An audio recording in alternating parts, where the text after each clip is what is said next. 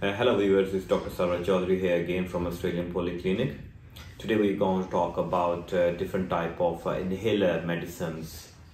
आज हम बात करेंगे इनहेलर या बफर के अंदर मुख्तलिफ जो दवाइयाँ होती हैं वो क्या हैं और उनके इफ़ेक्ट्स क्या हैं। उससे पहले हम बात करते हैं इनहेलर्स। इनहेलर्स ऐसे डिवाइसेस हैं जो कि आपकी कोई भी मेडिसिन है उसको फेफड़ों में डिलीवर करने के लिए मदद देते हैं।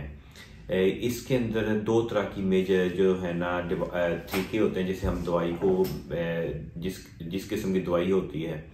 एक होती हैं पाउडर की सूरत के अंदर जिसको हम खींच के फेफड़ों के अंदर पहुंचाते हैं, और दूसरी होती हैं लिक्विड फॉर्म के अंदर। लिक्विड फॉर्म वाली उसमें थोड़ी सी डिफरेंट वैरायटी होती है, लेकिन वो आमतौर पर इनहेलर जैसे वेंटलिन होता है उस फॉर्म के अंदर होती हैं।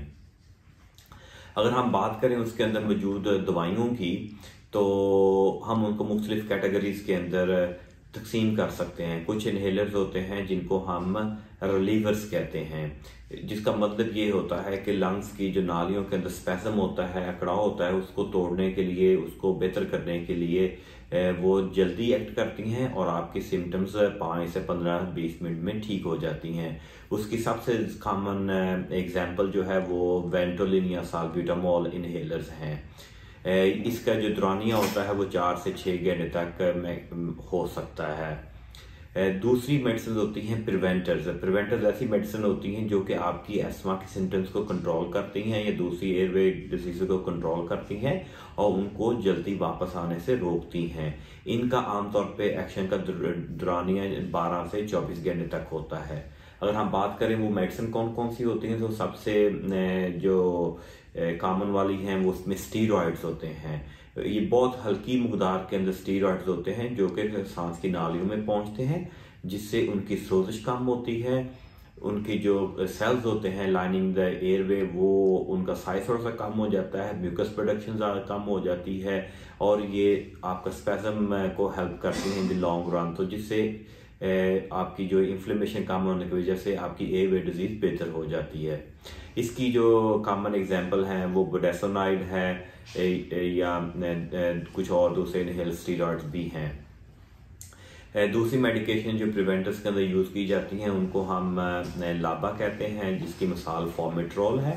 ये वेंटोलिन की ही तरह की मेडिसिन हैं जो कि स्पैज़म को कम करती हैं और ये लंबे अरसे में काम करती हैं।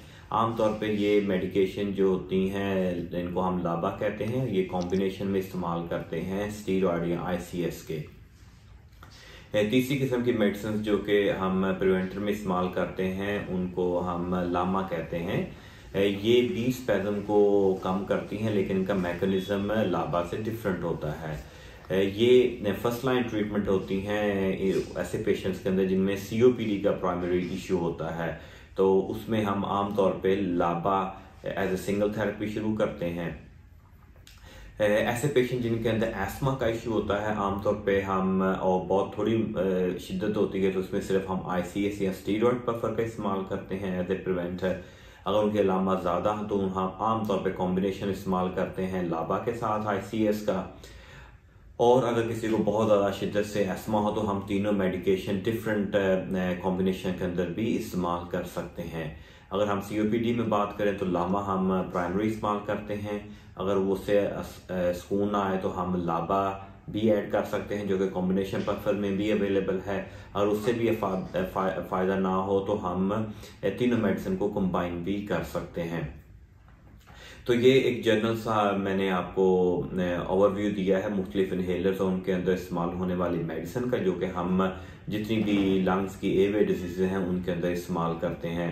I hope it give you some insight into those medication and how do the work.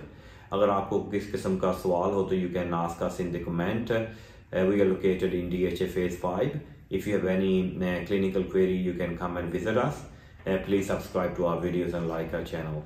Thank you.